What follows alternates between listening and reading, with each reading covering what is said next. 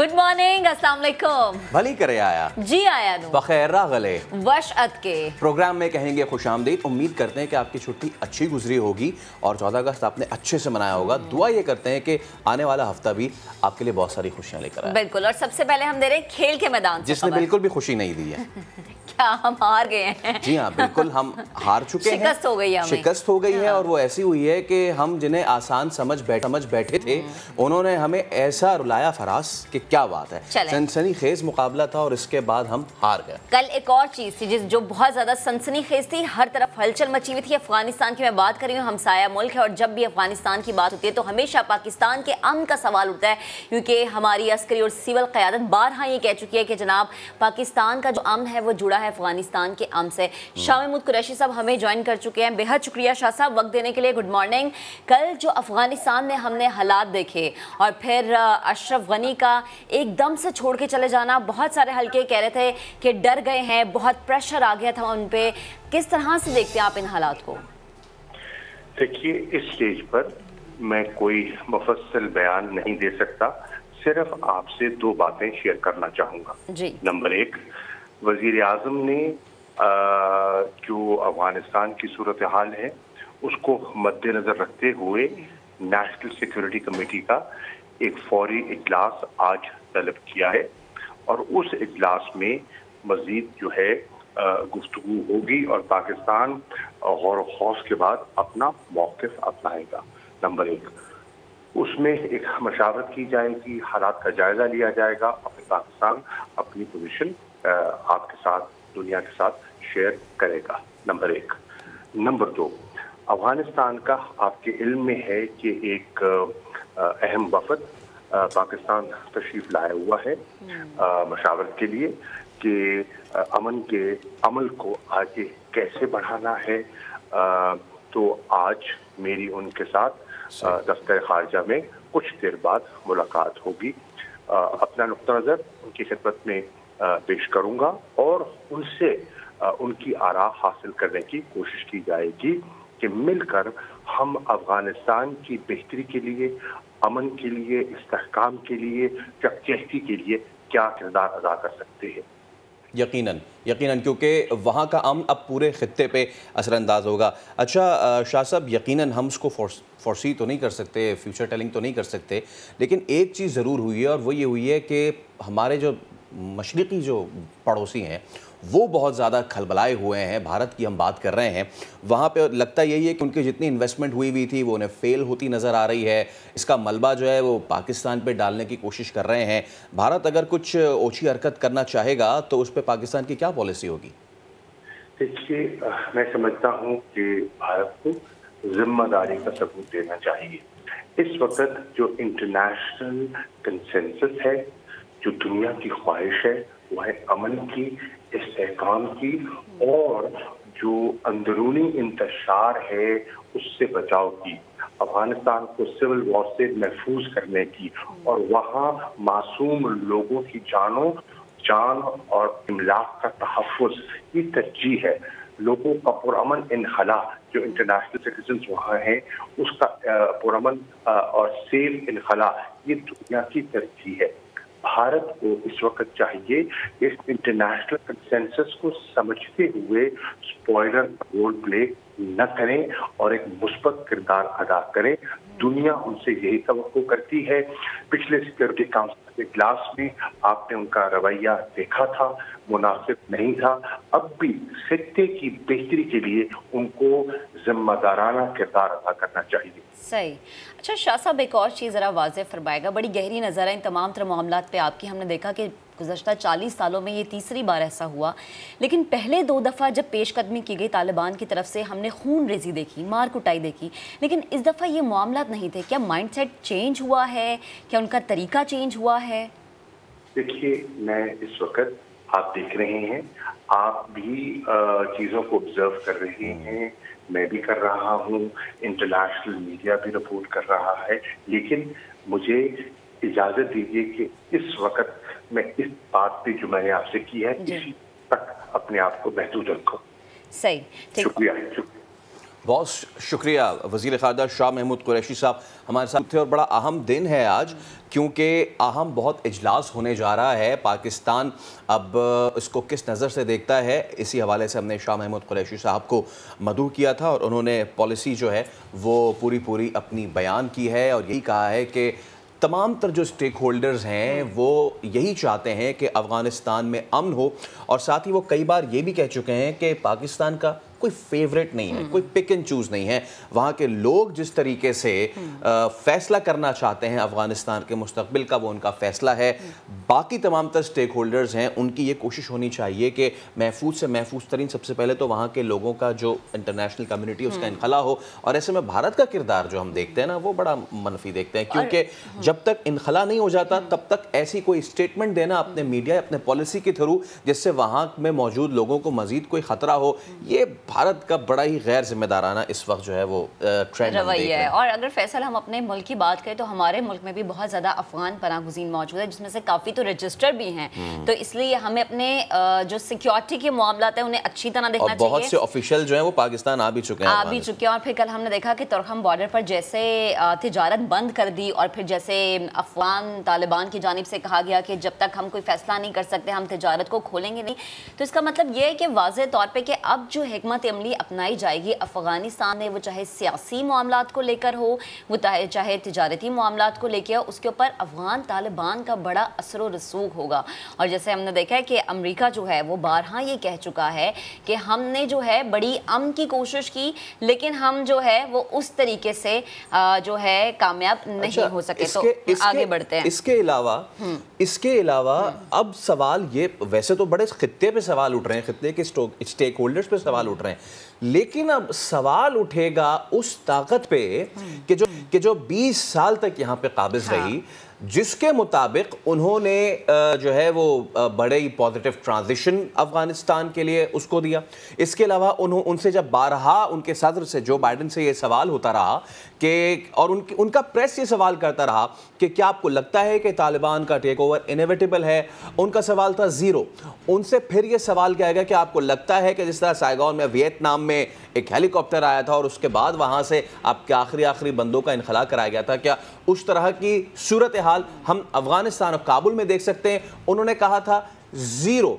तो सिचुएशन अब ये बनी हुई है कि ये तमाम तर ज़ीरो जो है वो 100% कन्वर्ट हो चुका है, बल्कि कहना चाहिए कि 180 डिग्री रोटेट हो चुका है। हमने ये भी देखा कि वहाँ के जो सिफारत खाना था उसमें खबरें ये आई कि वहाँ अहम दस्तावेजात जलाई गई। हमने ये भी देखा कि जो इनखला था, एक हेलीकॉप्टर चॉपर घूमने लगा वहाँ पे और वहाँ उनका इनखला हुआ।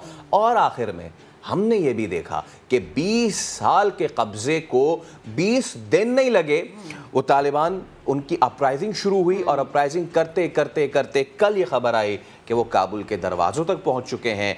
और ओवरनाइट पूरी दुनिया ने यह मनाजिर देखे कि किस तरीके से तालिबान सदारती महल के अंदर आए, वो वहाँ पे बैठे, उन्होंने वहाँ पे सूरह नसर की तिलावत की और उसके बाद एक टेक ओवर एक बार फिर हो चुका है। अब सवाल ये बनता है, टेक ओवर है ये, सवाल ये बनता है महक कि क्या उस सुपर पावर से अब दुनिया को सवाल नहीं करना चाहिए? यही बात जो क्या है, उस सबसे जदीद टेक्नोलॉजी वाली जो आर्मी है उससे सवाल नहीं होना चाहिए? शेख रशीद साहब हमारे साथ मौजूद हैं, उनसे गुफ्तगू करते हैं। शेख साहब अस्सलाम वालेकुम, बहुत शुक्रिया आप वक्त देने का।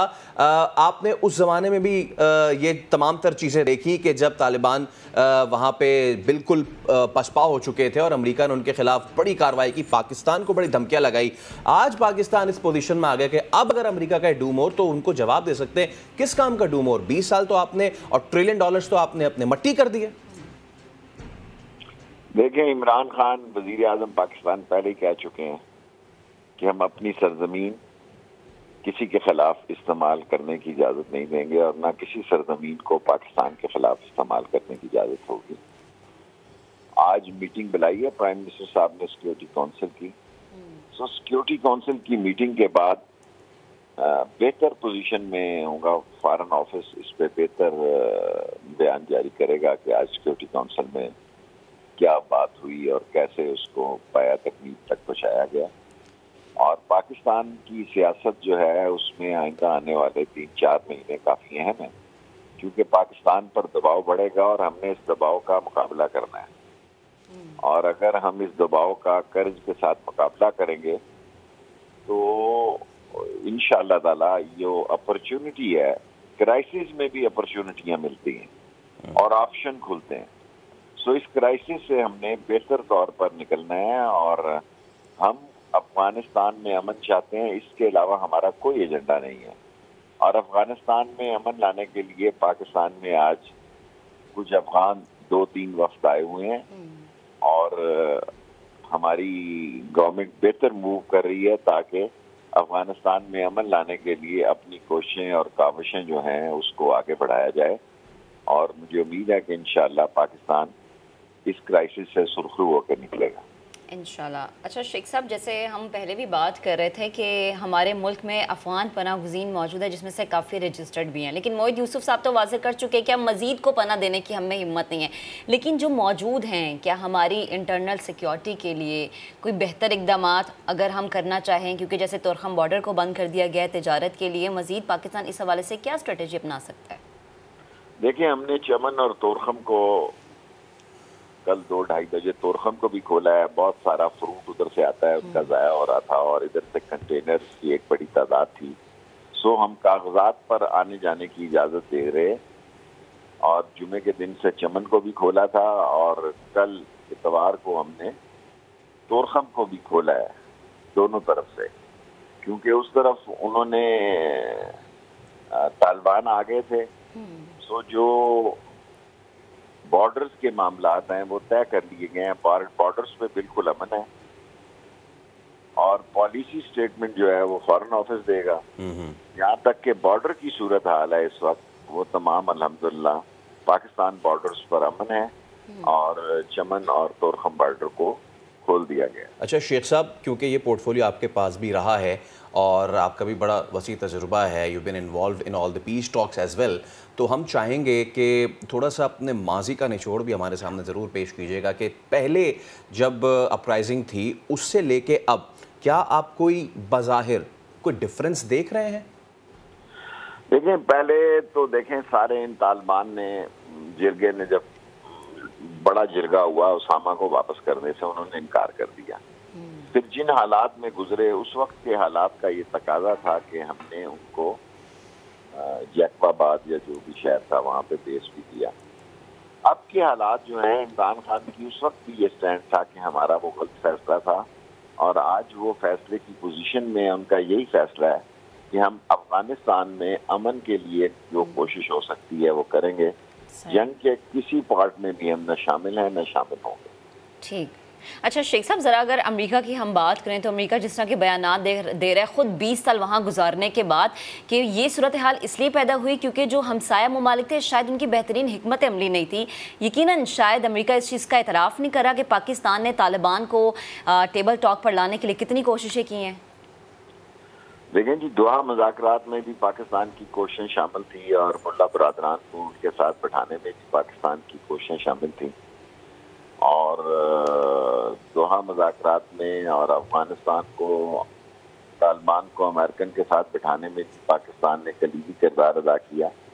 लेकिन अब दुनिया में अपने अपने मफाद की सियासत हो रही है, जिसका जहाँ मफाद होता है डिप्लोमेसी या डिप्लोमेट इतने अहम नहीं रहे, बल्कि इंटरेस्ट ओरिएंटेड सियासत शुरू हो गई है। और इस पर जो फैसला होगा आज जो दोपहर को आफ्टरनून में मीटिंग है, उसके बाद मेरा ख्याल है एक वाज़ेह मौक़िफ़ लेने की पोजीशन में होंगे। बिल्कुल। और इसके अलावा हम ये भी चाहेंगे शेख साहब, मौके से फ़ायदा उठाते हुए आपसे ये भी बात करें कि ऑब्वियसली वहाँ पे ऑपरेशंस भी नेशनल एयर सर्विस जो हमारी PIA है वो कर रही है। क्या वाकई इतनी ज़्यादा ज़रूरत है पाकिस्तानियों को वहाँ के इनखला के लिए, या फिर वहाँ पे पाकिस्तानी जो हैं वो अपने आप को महफूज समझें? देखें, ये जुमे के दिन वज़ीर आज़म साहब ने इजाज़त दी थी कि भाई आप वीज़ा दें जर्नलिस्ट को। वीज़े के लिए ज़रूरी है अफगानिस्तान के या किसी भी वीज़े के लिए, अगर तो एंट्री वीज़ा चाहिए तो वो एम्बेसी में स्टाफ है वो उस वक्त दे देता है, लेकिन उसके लिए क्लीयरेंस की ज़रूरत होती है इंटीरियर मिनिस्ट्री में, जिसका 30 दिन का प्रोसीजर था। 30 दिन के प्रोसीजर को 1 दिन के प्रोसीजर में बदल दिया गया है और ऑनलाइन, बल्कि अभी मैंने 3-4 वीज़े देने की हदायत जारी की है। एक इंटरनेशनल न्यूज़ एजेंसी जो है अमेरिकन, उसके जर्नलिस्ट और उसके 2 बच्चों को, सो हम हर उस जर्नलिस्ट को जो वाया पाकिस्तान निकलना चाहता है उसको सपोर्ट कर रहे हैं, और हमारी एम्बेसी दिन रात काम कर रही है। कल कोई 350-400 2 फ्लाइट्स, एक फ्लाइट लेट होगी, एक सही टाइम पे निकल आई, क्योंकि अमेरिकन इनखला कर रहे थे अपने डिप्लोमेट्स का, और आज शायद 2 या 3 जहाज और जाएं। 2 का तो मैं कंफर्म कर सकता हूँ, तीसरे का मुझे पता नहीं है, अपने पाकिस्तानियों को और गैर मुल्की जर्नलिस्ट को वहाँ से निकालने के लिए। ठीक है। अच्छा शेख साहब, एक और चीज़ ज़रा वाज़े फरमाएगा। कल जिस तरह से हम चीज़ें देख भी रहे थे और बात भी कर रहे थे, आपकी एक्सपर्टीज़ क्या कहती हैं कि अब आने वाला वक्त अफ़गानिस्तान के लिए कैसा होगा? कि अफ़गानिस्तान की भागदौड़ अब हम देखें कि तालिबान के ही हाथों में रहेगी, वहाँ के जो अस्करी मामलात हैं, जो सिविल मामलात हैं, वो अब सिर्फ तालिबान ही करेंगे? देखें, वहाँ भी काफ़ी मसाइल हैं। वहाँ पे दाइश का भी मसला होगा, और होस्ट जो उनका प्रोटेक्शन ऑर्गेनाइजेशन है, वहाँ भी कुछ मसाइल होंगे। लेकिन ये फैसला तो अब अफगान अवाम ने करना है ना जी। मैं एज इंटीरियर मिनिस्टर इस पर कोई बयान देने की पोजीशन में नहीं हूँ, वरना अभी यही बयान जो है वो इंडियंस और दूसरे वेस्टर्न मीडिया इसको बहुत उछाल देगा। इसलिए मैं खामोशी पे यकीन रखता हूँ और ग्राउंड पे मैं काम कर रहा हूँ, और सुबह से दफ्तर में बैठे ये काम कर रहे हैं ताकि जो पाकिस्तानियों का इनखला है, सफारत खाना तो वहाँ रहेगा, जबरदस्त काम कर रहा है, और जो फॉरेन जर्नलिस्ट हमसे वीजा मांग रहे हैं हम उसको एक दिन में वीजा दे रहे हैं। अच्छा, और शेख साहब, क्योंकि आपने अपनी गुफ्तगू में ही भारत का जिक्र किया है, तो अब उसकी बात करना तो नागुज़ीर हो गया है। हम कल भी देखते रहे, अपना यौम आज़ादी भुला के वो सारा दिन अपने मीडिया पे भी चिल्लाते रहे कि तालिबान का कब्ज़ा हो गया है। ऑब्वियसली बहुत बड़ा टिल्ट है, बहुत बड़ा शिफ्ट है पॉलिसी में। तो आप क्या समझते हैं, भारत के रवैये को आप कैसे देख रहे हैं एक ऐसे वक्त में कि जिस वक्त पूरी दुनिया का फोकस होना चाहिए कि वहाँ से इंटरनेशनल कम्युनिटी है उसका बाहिफाजत इनखला हो सके, भारत अपनी इन ओछे हथकंडों से खित्ते का अमन दाव पर लगा रहा है? देखिए, पाकिस्तान को वो अंदर से नुकसान पहुंचाना चाहता है, हाइब्रिड वॉर से बचाना चाहता है, मीडिया के जरिए, वो ऐसे ही सोशल मीडिया के जरिए, और मुहर्रमुल हराम आ रहा है आगे। ये हम पे और ज्यादा फर्ज है कि हम किसी अकीदे के खिलाफ बात ना करें और तमाम अकीदों का एहतराम करें। और ये मुहर्रमुल हराम बड़ा सेंसिटिव होगा, क्योंकि मुल्क दुश्मन कुव्वतें जो हैं वो चाहेंगी कि पाकिस्तान में इंतशार की खबरें जाएं और यहाँ इस्तेहकाम की खबर ना हो। लेकिन इंशाअल्लाह ताला पाकिस्तान की कौम एक जिम्मेदार है। यहाँ पे कुछ ऐसे ग्रुप्स हैं जो इंतशार चाहते हैं, जो अपने अकीदे से बाहर निकल के दूसरे के अकीदों पर हमले करते हैं। सो उनको भी हमने उनका भी नोटिस दे रखा है। सो पूरी कोशिश होगी इंशाअल्लाह के बेहतरी की तरफ हालात जाएं। बहुत शुक्रिया शेख रशीद अहमद साहब, आप नया दिन से गुफ्तगू कर रहे थे और बड़ी मुफस्सिल आपने गुफ्तगू की। तो इस वक्त जो अफ़गानिस्तान की सूरत हाल बनी उसी को हमने अपना मौजू बनाया हुआ है। गुज़िश्ता रोज़ हमने देखा कि अफ़गान जो सदर हैं अशरफ गनी ये कहकर वो मुल्क छोड़ के चले गए कि वो ब्लड शेड को प्रिवेंट करने के लिए वहाँ से जा रहे हैं, खूनरेज़ी को बचाने के लिए वहाँ से जा रहे हैं। हालांकि मामलात बिल्कुल दूसरी तरफ हमें नज़र आए, क्योंकि तालिबान जो हैं वो ना सिर्फ ये कि काबुल में दाखिल हुए बल्कि जो सदारती महल है उसमें भी दाखिल हो चुके हैं। इस हवाले से बहुत अहम नेशनल सिक्योरिटी काउंसिल की मीटिंग आज इमरान खान ने बुला रखी है, उसमें बड़े ही अहम फैसले होने जा रहे हैं। एक चीज़, दूसरी चीज़, शाह महमूद कुरैशी जब हमसे गुफ्तगू कर रहे थे तो उसमें उन्होंने वाज़े तौर पर यह कहा है कि पाकिस्तान का एक और सिर्फ एक मकसद है और वो ये है पुरअमन अफ़गानिस्तान, क्योंकि अगर अफ़गानिस्तान में अमन होगा तो बाकी तमाम तर खित्ते में अमन भी आएगा। अब ऐसे में जितने भी पड़ोस ममालिक हैं जिसमें अफ़गानिस्तान के जो मगरिब की जानिब जितने भी मुल्क लगते हैं वो भी इसमें शामिल हैं, अपना हिस्सा डाल रहे हैं।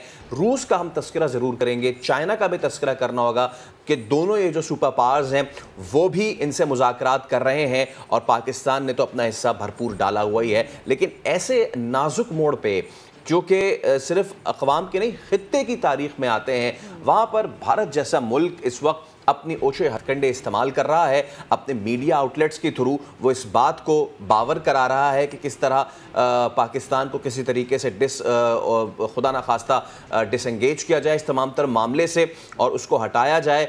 इस बात पे ख़ास तौर पे अफ़गान तालिबान के जो स्पोक्स पर्सन हैं वो भारत को मुतनब्बह कर चुके हैं कि अगर आपने किसी फ़ौजी मज़ामत मदाखलत की कोशिश भी की तो अच्छा नहीं होगा।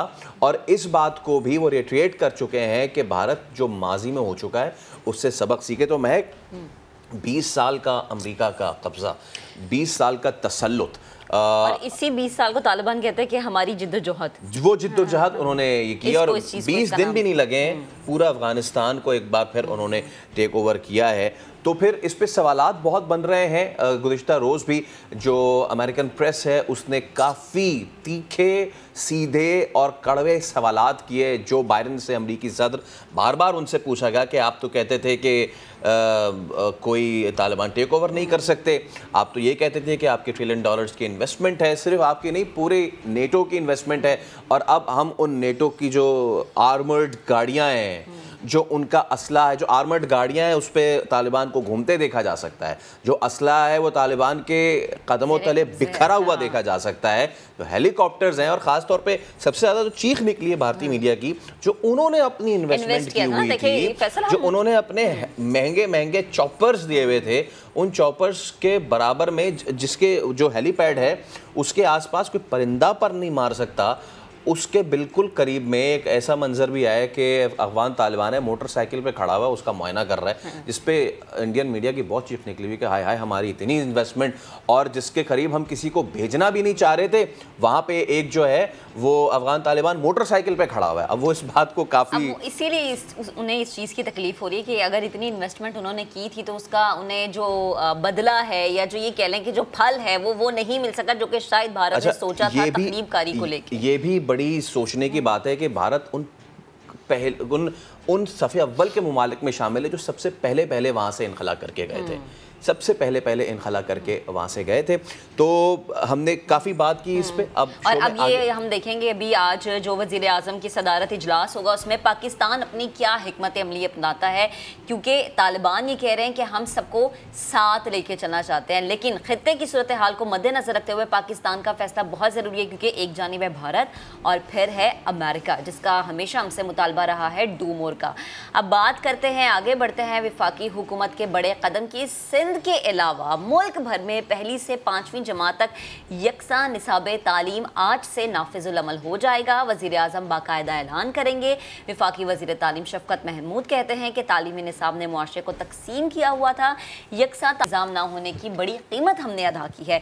सिंध हुकूमत ने वफाक के यकसा निसाब का फैसला मानने से इनकार कर दिया है। वज़ीर तालीम सिंध सरदार शाही कहते हैं कि तालीम सूबाई मामला है, तो जनाब प्रोग्राम में आगे चलकर इस पर हम बात भी करेंगे। तो हम आगे चल के मज़ीद भी अहम मामलात पे बात करेंगे, लेकिन अभी लेंगे एक ब्रेक। हमारे साथ ही रहिए।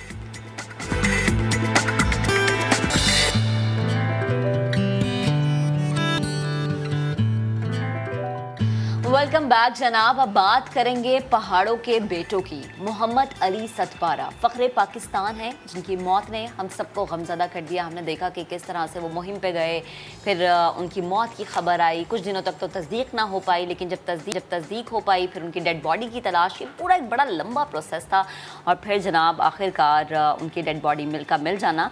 और ये सब ऐसा था कि हम सबके दिलों से ये कभी निकल नहीं पाएगा। लेकिन एक बात जो कभी नहीं भूल सकते हैं हम, वो मोहम्मद अली सतपारा की बहादुरी की थी।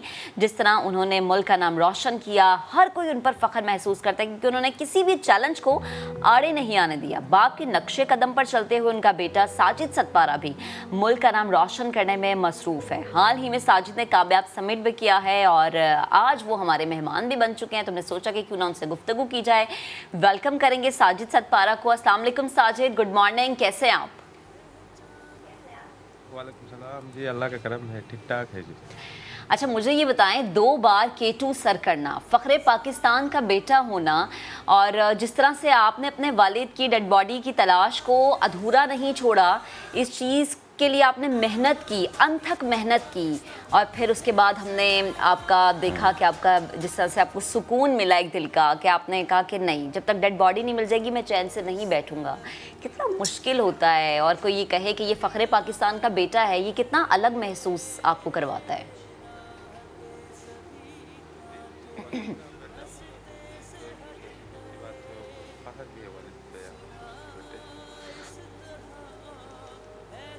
ठीक, हमारे साथ साजिद सतपारा मौजूद है, उनसे गुफ्तगू भी करेंगे। बहुत से लोग इस पे सवाल ज़रूर उठाते हैं कि जी क्या मिलता है पहाड़ों पे। तो साजिद भाई एक बार फिर हमारे साथ मौजूद हैं।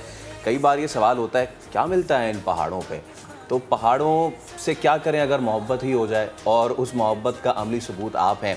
साजिद भाई ज़रूर हम अली भाई की भी बात करेंगे। सबसे पहले हम चाह रहे हैं कि आप अपना ज़रा एक्सपीरियंस बताएं कि K2 सर करना दुनिया की मुश्किल तरीन चोटी, कैसा एक्सपीरियंस रहा आपका?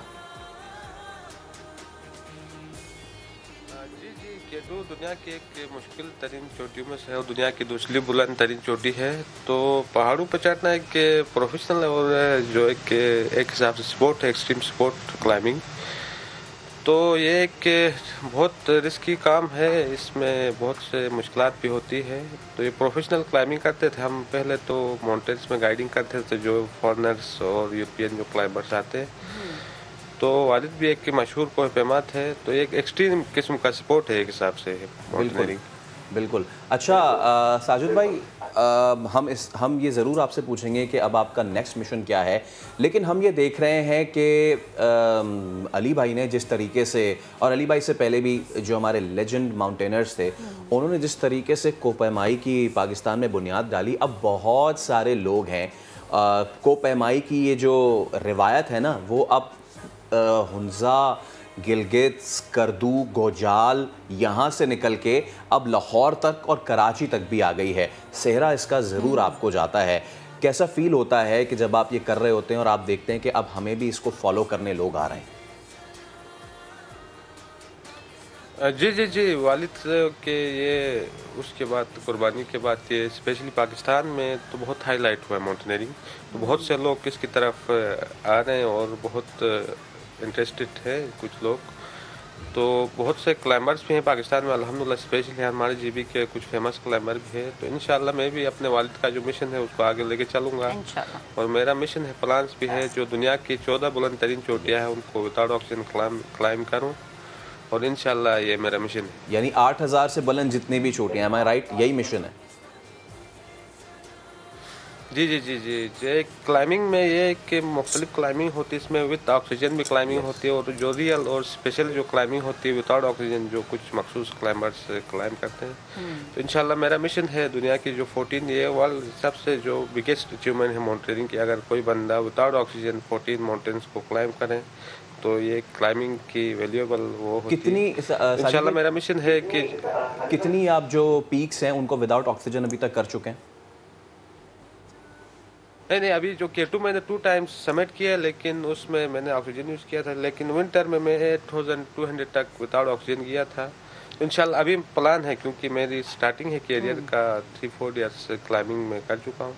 तो इंशाल्लाह अभी प्लान है कि मैं इंशाल्लाह विदाउट ऑक्सीजन माउंटेन्स को सबमिट करूँगा। ठीक है। अच्छा साजिद, जैसे फैसल ने भी जिक्र किया कि आप कुछ रोज़ कबल हमने देखा कि कराची में भी मौजूद थे, तो पहाड़ों से समंदर तक का जो ये सफ़र था, स्पेशली जब आप कराची में आते हैं ना तो ज़्यादा लोग समंदर देखने ही आते हैं, तो आपको कराची की सैर कैसी लगी?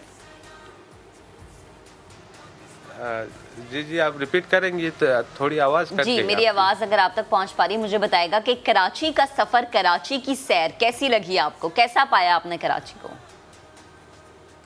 जी, एक यूनिक सा एक्सपीरियंस था। मेरा फर्स्ट टाइम विजिट था कराची का। तो मैं जो सी वे पॉइंट है और दूसरी कुछ जगहों पे पहुंचा, तो कराची बहुत अच्छा लगा। स्पेशली उसमें बिल्डिंग्स और स्पेशली सारी बिल्डिंग्स है, तो थोड़ा यूनिक सा एक्सपीरियंस था। तो अल्हम्दुलिल्लाह बहुत एंजॉय किया मैंने कराची में। अच्छा साजिद भाई, एक बार फिर अब अगर आप इजाज़त दें, क्योंकि यकीनन किसी का कोई प्यारा गुजर जाए दुनिया से तो वो बात करते हुए बहुत रुहासा हो जाता है। जिस वक्त अली भाई जॉन स्नोरी के साथ ऊपर जा रहे थे, पूरा पाकिस्तान उनके लिए दुआ कर रहा था। जिस वक्त वो लापता हुए तो उस वक्त भी आखिरी दिन तक यकीन मानिएगा, और हम यहाँ बैठ के भी, me as a base camper भी, हम यही दुआ कर रहे थे। हमें उम्मीद थी, क्योंकि उस शख्स का एक जुमला मुझे याद है और हमेशा याद रहेगा कि अगर मैं कभी पहाड़ों में खो भी जाऊँ तो फ़िक्र ना करना, मैं कमरा बना के वहीं रह लूँगा। ये वो एक स्ट्रेटेजिक बात थी कि जब कोई इस तरह की चीज़ होती है तो हम इग्लू बना के वहाँ पे रह लेते हैं और कुछ दिन तक तो सर्वाइव कर सकते हैं। साजिद भाई, कई बार आपने ज़रूर ये चीज़ डिस्कस की होगी मुख्तलिफ़ टेलीविज़न स्क्रीन्स पे, मुख्तलिफ़ प्रोग्राम्स में। हम चाहते हैं कि अगर आप शेयर हमसे करना चाहें तो ज़रूर कीजिएगा कि क्या हुआ था उस दिन जब आप जा रहे थे, क्योंकि बड़ी इस हवाले से कुछ डाउटफुल चीज़ें हैं कि आप पहुंच गए थे या फिर पहले वालिद पहुंचे थे स्नोरी के साथ और आपको उन्होंने ऊपर आने से मना कर दिया था, क्या हुआ था? जी, इसमें जो विंटर जो 5 फरवरी का हमने केम्ट्री से जो समिट के लिए गए थे, तो इसमें बहुत से क्लाइमर्स थे, शर्पा और यूरोपियन के कुछ क्लाइमर्स थे। लेकिन जो अक्सर कैंप4 तक पहुँचते अक्सर जो क्लाइमर्स दूसरे वो सारे वापस हो गए। तो हम 4 बंदे जो आइसलैंड का जॉन स्नोरी, चिली का जेपी मोहर, वालिद और मैं ऊपर गए। तो बोतलने के एक मखसूस जगह उसके जो स्टार्टिंग पॉइंट पे पहुँचकर मुझे थोड़ी वो सेहत भी ख़राब हो गई और ऑक्सीजन, वालिद ने कहा था कि ऑक्सीजन यूज़ करके बेटा आप ऊपर आ जाओ, वो कह के चले गए वालिद। तो ऑक्सीजन यूज़ करने की कोशिश की तो उसका भी रेगुलेटर का कोई इशू आ गया, तो मैं नीचे आ गया था, वो तीनों उधर से ऊपर चले गए थे। फिर बाद में उनके साथ ना कोई कांटेक्ट हुआ ना वो वापस आ सके। तो मैं केम्ट्री पे पहुंचा, केम्ट्री पे पहुंचकर शाम को कोई हवा भी चली थी 5-6 बजे के तहत, तो बस उसी हवा ने उनको कुछ मसला किया था। अच्छा, और कहा यही जाता है कि जो बॉटल नेक है वो सबसे मुश्किल होता है। अच्छा, तो इसका मतलब ये है साजिद भाई कि हम यही अंडरस्टैंड कर लें कि अली भाई और जॉन स्नोरी ने सबमिट कर लिया था और जब वो वापस नीचे आ रहे थे फिर उन्हें प्रॉब्लम हुआ था, ऐसा ही है? जी जी जी बिल्कुल। उस वक़्त भी मेरा वही था कि उनकी टाइमिंग और दिन को वेदर भी ठीक था। सुबह 9-10 बजे मैं बोतलनेक से नीचे आया था, वो तीनों ऊपर चले गए थे। ऊपर चल तो दिन को वेदर ठीक था, तो उधर से जो केटू की टॉप तक विंटर में भी अगर वो होते तो 5-6 घंटों में आराम से समिट पर पहुंच जाते हैं। तो शाम को वेदर ख़राब हुआ था, तो वापसी पे जब हमने इस साल बॉडी से रिकवर की वालिद जॉन स्नोरी की, तो डिसेंडिंग के दौरान ही ये वाक़या हुआ था, डिसेंडिंग के दौरान ही वो हो गए थे। अच्छा, कहा यह जाता है, जो आम लोग हैं वो ये समझते हैं कि पहाड़ चढ़ना जो है वो बड़ा मुश्किल है, लेकिन लोगों को साजिद भाई ये समझाइएगा कि जितना मुश्किल क्लाइम करना है, असेंड करना है, उससे कहीं ज़्यादा मुश्किल डिसेंड करना है। क्योंकि पाकिस्तान में जैसे किलर माउंटेन है, नांगा पर्वत है, उसको आज तक किसी ने उसी तरफ से चढ़ के वापस उसी तरफ से डिसेंड नहीं किया है, पीछे से डिसेंड किया जाता है। तो आम देखने वाले लोगों को बताइएगा कि पहाड़ सर करना जितना मुश्किल है, उससे ज़्यादा मुश्किल वापस नीचे उतरना क्यों होता है?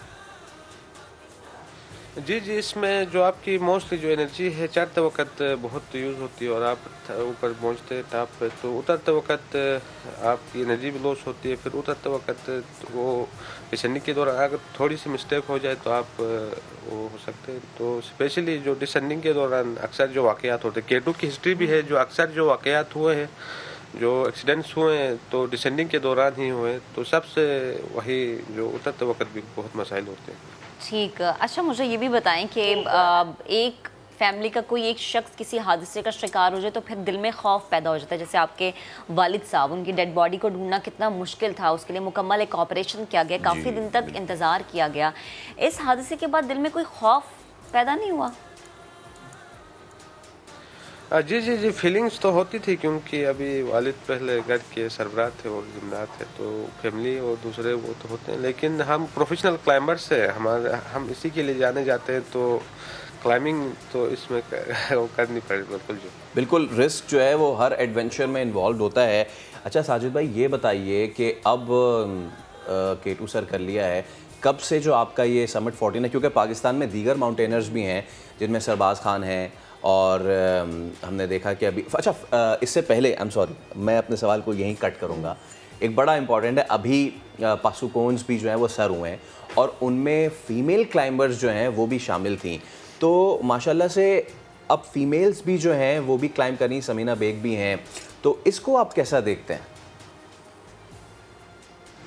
जी जी जी, बहुत से फेमस क्लाइंबर्स हैं। अभी जो सरबाज खान है वो अभी 8000 माउंटेन क्लाइंब करने वाले पाकिस्तानी हैं, वो भी बहुत से फेमस क्लाइंबर है। तो अल्हम्दुलिल्लाह अभी इस फील्ड की तरफ बहुत सी फीमेल्स भी आ रही हैं, और स्पेशली पाकिस्तान में समीना बेग हो गई और नाइला कियानी और दूसरी कुछ फीमेल्स हैं जिन्होंने 8000 जो माउंटेन है, कुछ माउंटेन को सबमिट किया है। तो अल्हम्दुलिल्लाह ये माउंटेनियरिंग का जो फ्यूचर है पाकिस्तान में स्पेशली इंशाल्लाह ये रोशन नज़र आ रहा है। इंशाल्लाह बहुत से लोग इसकी तरफ आएंगे और कई कारनामे अंजाम देंगे इंशाल्लाह। ठीक है, अच्छा मुझे बताएं कि पाकिस्तान के अलावा दीगर ममालिक के पहाड़ भी सर करने का इरादा रखते हैं आप? इंशाल्लाह जो स्पेशली जो 14,800 माउंटेन्स है उसमें पाकिस्तान में जो 5,800 की माउंटेन है और 8 नेपाल में, एक चाइना तिब्बत में। तो इंशाल्लाह मेरा प्लान है नेक्स्ट में नेपाल जाने का। तो इंशाल्लाह मैं जो दूसरे वर्ल्ड के जो 8,000 माउंटेन्स है उन पे भी ट्राई करूँगा इंशाल्लाह। अच्छा, एक बड़ा अहम अब ये सवाल है, क्योंकि अली भाई भी ये शिकवा करते नज़र आए, दीगर भी माउंटेनर्स जो है वो यही कहते हैं कि जितना आप हमसे एक्सपेक्ट करते हैं ना उतना आप हम पे लगाया भी करें तो फिर हम आपको दिखाएंगे कि हम कौन कौन से पहाड़ कैसे कैसे सर कर लेते हैं। अली भाई के डेथ के बाद भी बड़ा इस चीज़ पे कहा गया कि जी अब हम इस एडवेंचर स्पॉट को हम स्पॉन्सर करेंगे और हम इस पे अपना इन्वेस्टमेंट करेंगे। वो वादे वफा हुए अब तक साजिद भाई? जी वालिद को तो स्पेशली मैं पाक आर्मी का बहुत शुक्रगुजार हूँ कि उन्होंने जो 3 माउंटेन्स वालिद ने क्लाइम किए थे नेपाल में उसमें स्पॉन्सर था। तो बेसिकली शुरू में तो हम एज अ माउंटेन गाइड और दूसरे जो फॉरनर्स के साथ एज अ वो प्रोफेशनल उनके साथ काम करते थे और माउंटेन्स को सबमिट करते थे। तो इंशाल्लाह अभी माउंटेनियरिंग में इंशाल्लाह स्पॉन्सर भी होंगे और अगर वो मिले तो बेहतर तरीके से हम परफॉर्म कर सकें माउंटेनियरिंग में। स्पेशली अगर आपको कोई सपोर्ट हो, स्पॉन्सर हो तो आप इजीली जो माउंटेन्स है आप विदाउट एनी इशू या विदाउट एनी किसी उसके आप इजीली माउंटेन्स को क्लाइम कर सकते हैं। अच्छा, मैं ये अब जब हम स्पॉन्सर की बात करते हैं ना तो ज़रा आम आदमी को अब साजिद भाई ये समझाइएगा, जब नेपाली शर्पाज आए थे और जब उन्होंने विंटर में सबसे पहले K2 सर किया था, बहुत स्पॉन्सर थे उनके पास। लोग कहते हैं कि भाई इसमें स्पॉन्सरशिप की क्या ज़रूरत है, पहाड़ तो सर करना है। ज़रा ये बताइएगा कि जो आपके जो आइस बूट्स होते हैं ये स्पाइक वाले, कितने के वो आते हैं? इसके अलावा आपका जो वेयरिंग गियर है, जो आप ऊपर से सारे पफर जैकेट्स और सारे पहनते हैं, वो कितने का आता है? एक पोर्टर की जो है वो क्या चार्जेस होती हैं? ज़रा ख़र्चा आप बताएंगे ताकि लोगों को अंदाज़ा हो सके कि स्पॉन्सर की डिमांड क्यों करते हैं। जी वो शर्पा जो टीम आई थी विंटर K2 में वो नेपाल के बेस्ट शर्पास थे। जो उनकी टीम थी 10 शर्पास की, तो उनको स्पॉन्सर बहुत मिले थे। वो स्पॉन्सर उनको जो रेड बुल और दूसरे जो कंपनी की वजह तरफ से। तो इसमें जो क्लाइंबिंग है वन ऑफ एक्सपेंसिव स्पोर्ट भी, इसकी जो क्लाइंबिंग गियर्स है और दूसरे जो आपको चढ़ने में, तो इसमें बहुत खर्चा आता है। रोप्स, टेंट्स और दूसरे जो डाउन सूट, शूज़ बहुत एक्सपेंसिव है। तो इसमें मुख्तलिफ आता है। अगर आप पाकिस्तान में क्लाइंबिंग करते हैं तो आपको थोड़ा कम आएगा क्योंकि हमारे मुल्क के पहाड़ हैं, तो आपको चार्जेस बहुत कम आएंगे। आप लो प्राइसेस पे भी क्लाइंब कर सकते हैं। अगर नेपाल में आप माउंट एवरेस्ट पे जाते हैं तो $40,000-50,000 तक का आपको खर्चा आएगा इसमें। सही है। अच्छा साजिद, ये भी बताएं कि जो हालात और मामलात हमने आपसे डिस्कस किए उसके बाद कोह-ए-माई का कैसा मुस्तकबिल आप पाकिस्तान में देखते हैं? जी अल्हम्दुलिल्लाह अभी तो बहुत से लोग, अभी बहुत से कुछ नाम भी है, फेमस नेम भी है पाकिस्तान में अल्हम्दुलिल्लाह। तो इंशाल्लाह कोह-ए-माई का जो मुस्तकबिल पाकिस्तान में है बहुत बेहतर होगा इंशाल्लाह और बहुत से लोग इसकी तरफ आएंगे। तो हमारे पास अल्लाह ने जो माउंटेन से नवाजा भी, अल्लाह ने बहुत बड़ी नियामत से नवाजा है। K2 जैसे पहाड़, नंगा पर्वत, बराट पीक और G1, G2 अल्लाह ने हमें नवाजा है। इंशाल्लाह कोह-ए-माई का मुस्तकबिल बहुत बेहतर है और बहुत से लोग इसमें इंशाल्लाह वो करेंगे और पाकिस्तान की नुमाइंदगी करेंगे। हमने आपका बहुत वक्त लिया है, जाते जाते अब ये बता दी, क्योंकि आप ये बता चुके हैं कि जी अब आप जो अपना करियर स्टार्ट करने लगे हैं, करियर के स्टार्ट में आपने 2 बार K2 सर कर लिया है, तो अब जो आप करने लगे हैं 8,000 जो है सारी जा रहे हैं विदाउट ऑक्सीजन करने, तो सबसे पहला कौन सा आपका पीक है जहन में?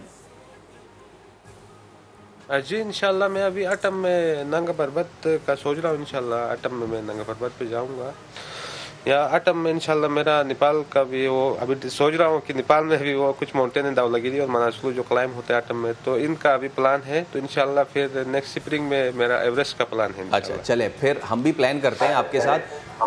सर तो नहीं कर सकते पहाड़, लेकिन कम से कम या तो एवरेस्ट के बेस कैंप या नांगा पर्वत के बेस कैंप चलते हैं आपके साथ। बहुत शुक्रिया साजिद सतपारा, हमारे साथ मौजूद थे, फ़ख्रे पाकिस्तान के बेटे और अब खुद आप फ़ख्रे पाकिस्तान हो चुके हैं। आपके वालिद ने जो लेगेसी छोड़ी है उसको हम दुआ करते हैं कि आप इसी तरह कंटिन्यू करते रहेंगे और दुनिया की बुलंद तरीन चोटियों पे पाकिस्तान का झंडा इसी तरह बुलंद करते रहेंगे। अभी एक ब्रेक लेते हैं, ब्रेक के बाद दोबारा हाजिर होंगे, हमारे साथ रहिएगा।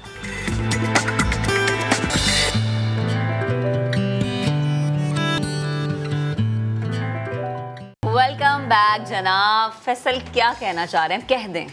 न छेड़ो हमें, हम सताए हुए हैं, बहुत जख्म सीने पे खाए हुए हैं, सितमगर हो तुम खूब पहचानते हैं, तुम्हारी अदाओं को हम जानते हैं, दगाबाज हो तुम सितम ढाने वाले, फरेबे मोहब्बत में उलझाने वाले, ये रंगी कहानी तुम ही को मुबारक, तुम्हारी जवानी तुम ही को मुबारक, हमारी तरफ से निगाहें हटा लो, हमें जिंदा रहने दो ए हुस्न वालों। मैं हमेशा ये सोचती थी कि फैसल की आवाज़ ऑन एयर आप लोगों को सुनवाऊंगी, आज मैंने सुनवा ही दी। ये मजबूर किया है किसने? शहंशाह कव्वाली उस्ताद नुसरत फ़तेह अली खान ने। मद्दाहों से बिछड़े 24 बरस बीत गए। सूबा पंजाब के शहर फैसलाबाद के मारूफ घराने से ताल्लुक़ रखने वाले मुमताज़ गुलकार, मुनफरिद लहजे के कव्वाल मौसीक़ार, जिन्होंने पाकिस्तान का नाम पूरी दुनिया में बुलंद किया, उस्ताद नुसरत फ़तेह अली खान सैकड़ों की तादाद में इंतहाई खूबसूरत और यादगार गज़लें और कव्वालियाँ और गीत पेश किए। उनकी बरसी पर उनकी यादें ताज़ा करते हैं, तो रहती दुनिया तक उस्ताद नुसरत फ़तेह अली खान का नाम, उनका कलाम, और बारिश के मौसम में, सर्दियों के आलम में तड़पते हुए लोगों की वो जो है दिली जो अंदरूनी फीलिंग्स है ना वो बाहर आना शुरू हो गया। अब हम बात करेंगे तड़पते हुए दिलों की बात हमने की है, तो हम पाकिस्तान की बात कर लेते हैं। बहुत तड़पे हैं हम, क्योंकि पाकिस्तान बहुत करीब आके हारा है, बहुत करीब आके हारा है। वेस्ट इंडीज ने 1 विकेट से हारा है, 1 विकेट से। हमारे साथ मौजूद हैं senior sports analyst Mirza Iqbal Baig साहब। मिर्ज़ा साहब अस्सलाम वालेकुम, बहुत शुक्रिया। आप जब गुफ्तगू कर रहे थे इससे पहले भी शो में हमारे, तो आपने कहा था कि पाकिस्तान को ये जीतना चाहिए, वेस्ट इंडीज़ की टेस्ट टीम इतनी फॉर्मिडेबल नहीं है, लेकिन हम जो बात करते हैं उसका उलट करना तो हमारी टीम का शेवा है ना सर। तो वालेकुम अस्सलाम फैसल और महक। मैंने जब आप तो नहीं थे, महक से मैंने बात, जी हाँ, क्योंकि टीम के हवाले से ये एक ऐसी टीम है जो खुशी भी देती है और गम भी देती है, और गम तो ऐसा देती है जो अभी आप कह रहे थे ना कि दिल तड़पने लग जाता है। कल सब अपनी सांसें रोक के बैठे हुए थे कि पाकिस्तान जीत जाएगा, 168 रन का टारगेट, लेकिन जिस तरह से हमारे फील्डर्स ने, मुझे तो लगता है कि फील्डर्स ने सबसे ज्यादा मायूस किया। हालांकि इतने कम स्कोर पर इस तरह की परफॉर्मेंस, आप देखिए पाकिस्तान की टेस्ट की कारकर्दगी जो है वो जवाल की तरफ गामजन है, और मिसबाहुल हक और वकार यूनुस जब से पाकिस्तानी टीम के कोच और बॉलिंग कोच बने हैं, टीम की कारकर्दगी बेहतरी के बजाय तनज़्ज़ुली की तरफ गामजन है। और आप देखें, अगर हम यहाँ बांग्लादेश को हरा देते हैं, नसीम शाह हैट्रिक कर लेते हैं, हम बड़े खुश हो जाते हैं। हम श्रीलंका की कमजोर टीम को हरा देते हैं, हम बड़े खुश हो जाते हैं। लेकिन जब हम न्यूजीलैंड जाते हैं, ऑस्ट्रेलिया जाते हैं, इंग्लैंड जाते हैं, वेस्ट इंडीज जाते हैं, तो हम एक्सपोज हो जाते हैं। तो हमें इस पर तवज्जो देनी होगी। फैसल, मैं समझता हूँ कि हमारी जो बॉलिंग थी कल वो बड़ी मायूस कुन रही, सिवाय शाहीन आफरीदी और हसन अली के। यासिर शाह एक बड़े ले ऑफ के बाद आए और उन्होंने आते ही इतनी मायूस कुन कारकर्दगी दिखाई। 13 ओवर्स में उन्होंने पहली इनिंग्स में 46 रन दिए, दूसरी इनिंग्स में 3 ओवर्स में 13 रन दिए। अब जिस टीम का लेग स्पिनर चौथी इनिंग्स में विकेट ना ले, तो आप अंदाजा लगा लें कि फिर क्या हाल होगा। अच्छा, आपने बॉलिंग की बात की ना मिर्ज़ा भाई, हम किस चीज़ को रोए हैं, किस चीज़ को रोए हैं? बैटिंग को हम कैसे भूल रहे हैं? ऑल्दो हो सकता है विकेट शायद इतना मुश्किल ही नज़र आ रहा हो जितना कि पाकिस्तान ने बैटिंग करके दिखाई है, लेकिन क्या मिर्ज़ा भाई, क्या वक्त नहीं आ गया है कि हम अब सीरियसली सोचें कि भाई अगर बाबर अच्छा परफॉर्म कर रहा है, क्या इससे ओपन करा लेना चाहिए? नीचे एक स्लॉट खाली होती, क्या हमें अब एक प्रॉपर बैट्समैन लाना चाहिए? क्या सरफराज की जगह बनती दिखाई दे रही है आपको? बैटिंग लाइनअप में लूप होल्स कहाँ आइडेंटिफाई करेंगे मिर्ज़ा भाई? बिल्कुल आपने सही कहा फैसल। मसला ये है कि आपकी बैटिंग में सबसे पहले तो आपके टॉप ऑर्डर यानी कि आसिफ अली और इमरान भट्ट, ये कमजोर टीमों के खिलाफ तो रन स्कोर करते हैं, और फिर उसके बाद क्या होता है कि जब मजबूत टीमें आती हैं, अब आप देखें पहली इनिंग्स में 21 रन की ओपनिंग पार्टनरशिप, दूसरी इनिंग में 1 रन की ओपनिंग पार्टनरशिप। जब आपके ओपनर्स ही अच्छा आगाज नहीं देंगे, बाबर आजम अकेला कहां तक संभालेगा? ये मिसबाहुल हक की जिम्मेदारी है ना, और इतने सारे ओपनर्स पाकिस्तान में मौजूद है, उसके बावजूद हम इनके साथ कंटिन्यू कर रहे हैं। मेरे ख्याल में थोड़ी सी हमारी टीम में तब्दीली की जरूरत है। आप देखें सरफराज अहमद को क्रिकेट की बस के तना मुसाफिर की तरह लेकर घूम रहे, उसको खिलाते ही नहीं है। हालांकि वो इतना सीजन कैंपेनर है, 2007 से वनडे क्रिकेट खेल रहा है, 2010 से वो टेस्ट क्रिकेट खेल रहा है। मेरे ख्याल में विजन की कमी है, और मेरे ख्याल में जो पाकिस्तान क्रिकेट टीम का जो कोचिंग डिपार्टमेंट है, टीम मैनेजमेंट, उसने बड़े बड़े ब्लंडर्स किए, जिसकी वजह से हमें ये दिन देखना पड़ रहा है। कमजोर टीमों को हराकर हम खुशी के शादियाने बजाते हैं, और जहां कोई जरा सी भी मुश्किल टीम आ जाती है तो हमारे हाथ पांव खड़े हो जाते हैं। बिल्कुल बिल्कुल।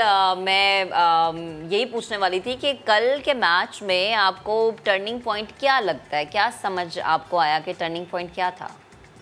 कल के मैच में कई टर्निंग पॉइंट से महक, हमारी फील्डिंग जो थी वो कल का मैच के जो टर्निंग पॉइंट था। 3 शुरू में विकेटें हमने ले ली, उसके बाद उनकी एक पार्टनरशिप हमने करवा दी। मेरे ख्याल में वो जो पार्टनरशिप हुई है उसकी वजह से पाकिस्तानी टीम दबाव का शिकार हुई है, और आखिरी विकेट की पार्टनरशिप वो भी टर्निंग पॉइंट था।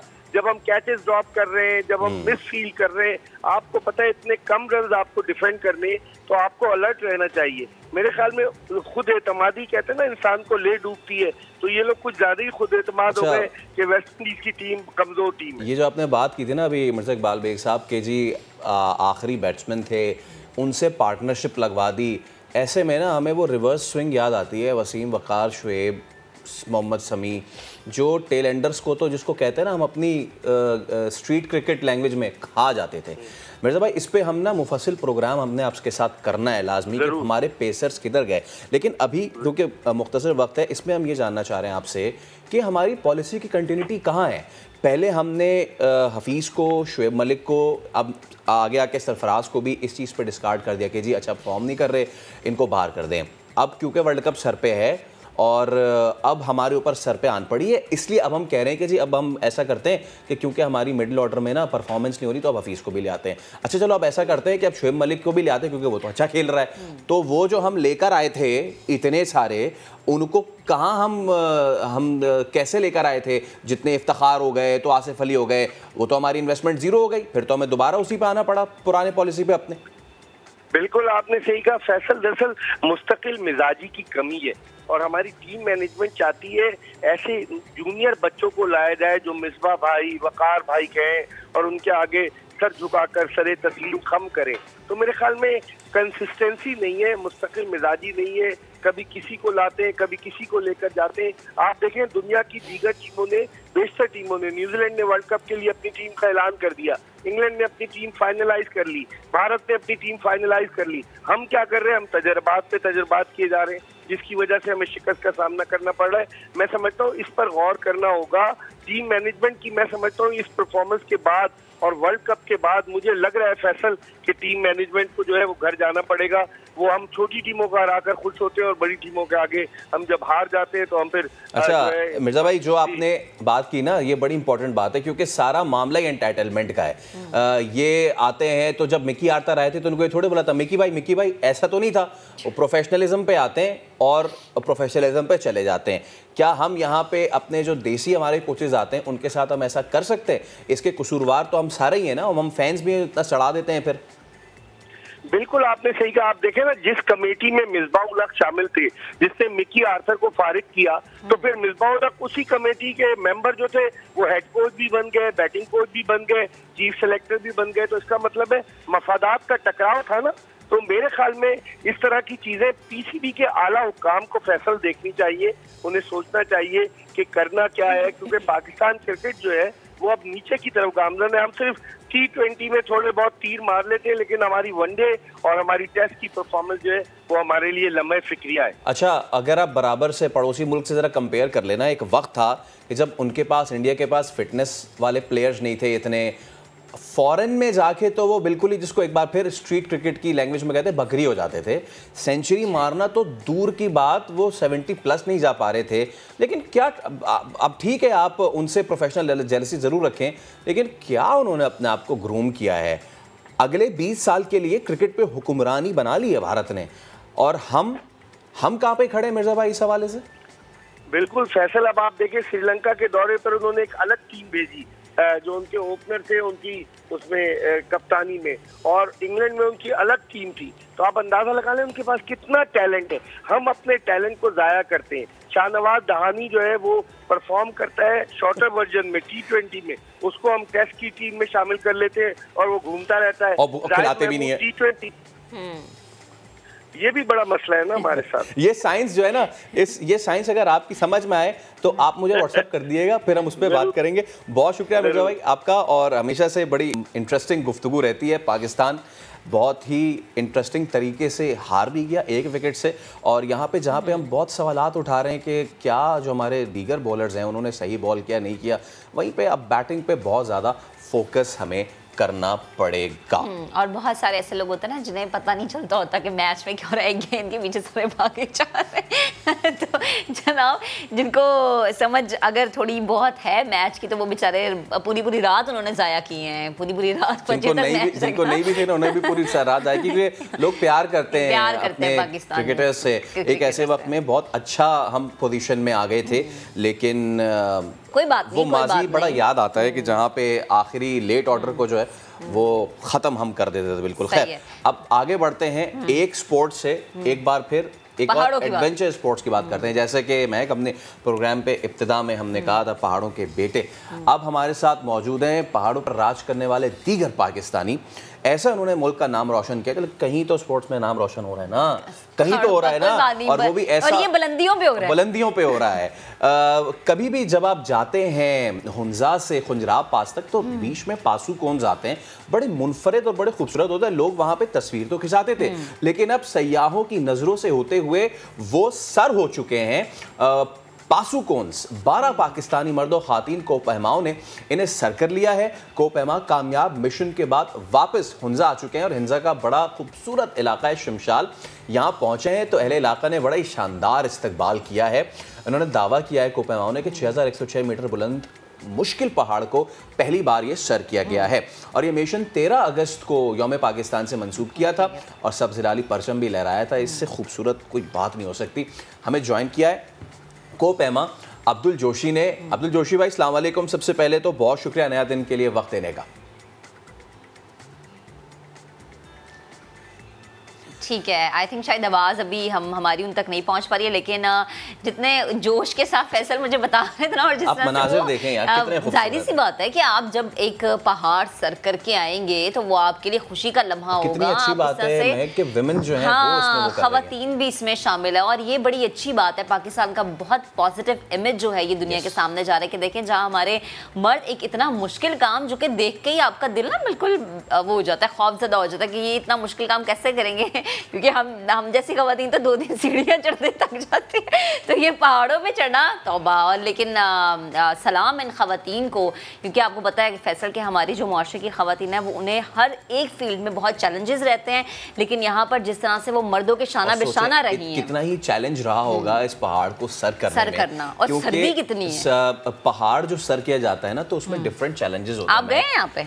जी बिल्कुल। तो क्या बहुत ठंड होती है? ठंड ऑब्वियसली, जब आप 6000 मीटर की बुलंदी पे आते हैं ना, तो नीचे भले जितनी भी गर्मी हो, ऊपर ठंड, शदीद ठंड होती है, बिल्कुल शदीद ठंड होती है, तो काफी चैलेंजेस होते हैं, बहुत चैलेंजेस होते हैं। प्लस आप देख भी सकते हैं कि किस तरीके से आइस भी इन्हें मिलती है, स्नो भी मिलती है। आइस और स्नो में बड़ा बुनियादी फर्क है। एक होती है थॉ जिसमें आपका पैर धंस जाता है, अच्छा। और एक होती है हार्ड ब्रिटल आइस के, जिसमें आपको अपने पैर जो है स्पाइक्स मार के उनमें जगह बनानी होती है। अच्छा। इसके अलावा रॉक्स होते हैं, एक हार्ड रॉक होता है जिसपे आपको टेक्निक से चढ़ना होता है, और एक ग्रेवल होता है। ग्रेवल होता है वो आपने देखा है ना, मैं जो क्रश होती है जिस पे आप पैर रखते हो तो आपका पैर फिसलता जाता है, स्लिपरी होता है, तो वो ग्रेवल होता है। और ग्रेवल पे जो है वो फिर आप किस तरीके से चढ़ाई चढ़ते हैं, बड़ा मुश्किल होता है ना, वो बड़ा मुश्किल। लेकिन उसके बाद जो कामयाबी मिलती है उस पर नाचना झूमना बनता है। चले जनाब, अभी एक ब्रेक लेते हैं, ब्रेक के बाद दोबारा हाजिर होंगे, आप हमारे साथ रहिएगा।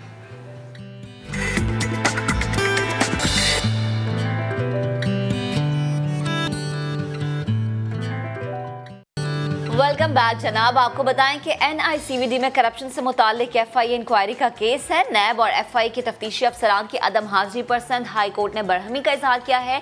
असिस्टेंट अटॉर्नी जनरल इरशाद बंधानी को भी झाड़ पिला दी गई है। आपको अपडेट करें, इसी पर बात करेंगे। फिर नुमाइंदे इरफानुल हक ने हमें ज्वाइन किया। जी इरफान, डिटेल्स क्या है? नैब और जो तहकीकात है उससे NICVD चैलेंज कर रखा है, और शमायत अदालत की गुज़िश्ता समाअत पर भी हिदायत की थी कि जो तफ्तीशी हैं और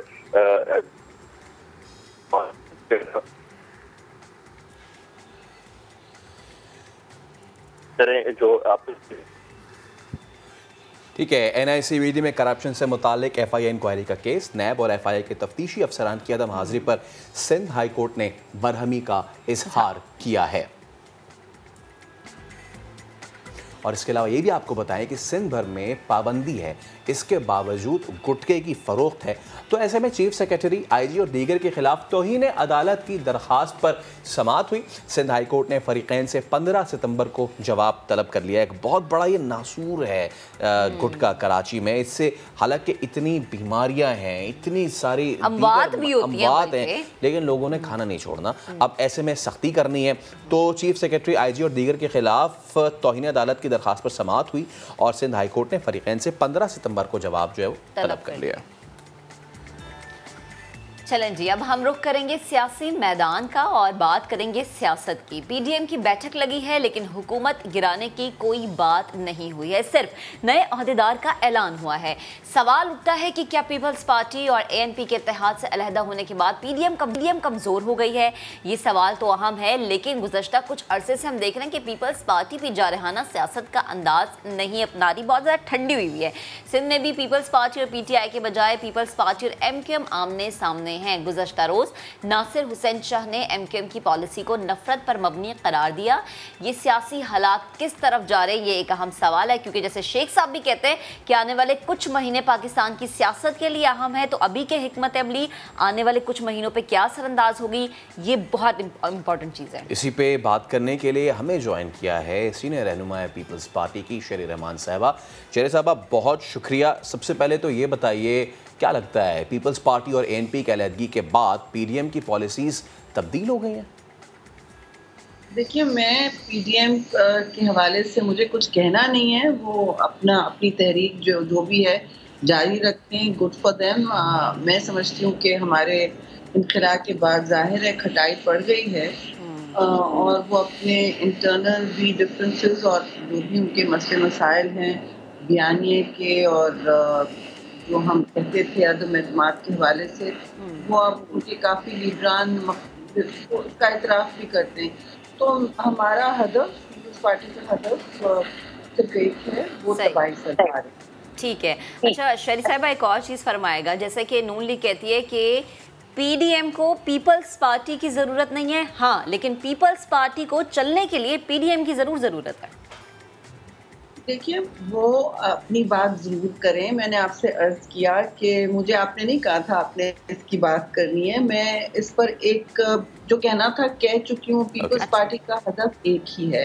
दूसरी बात ये कि देखें, उनका हक है वो जो बोले, और हम अपोजिशन पार्लियामान में पहले कर रहे हैं, सफ़े अव्वल में होते हैं। हमारी कोशिश रहती है कि सबको साथ लेके रखें, लेकिन अगर वो अपना रास्ता रखना चाहते हैं अलग, मैं नहीं समझती ऐसा है। पार्लियामान में तो वो हमारे साथ खड़े होते हैं। तो आई डोंट नो कि नेशनल असेंबली में और सेनेट में तो हमारे साथ खड़े होते हैं और उनको पता है कि जो चेयरमैन बिलावल ने कहा था उसमें बहुत अब वो सारी बातें सामने आ रही है और उसमें बहुत सदाकत भी है और उस बात को शायद उन्होंने आगे लेके चलना चाहिए था, उस तर्ज अमल को, क्योंकि पार्लियामान के ही अंदर से जायज़ एक तहरीक चलती है। पहली तहरीक वहाँ से चलती है, सड़कों में भी बेशक चलती है।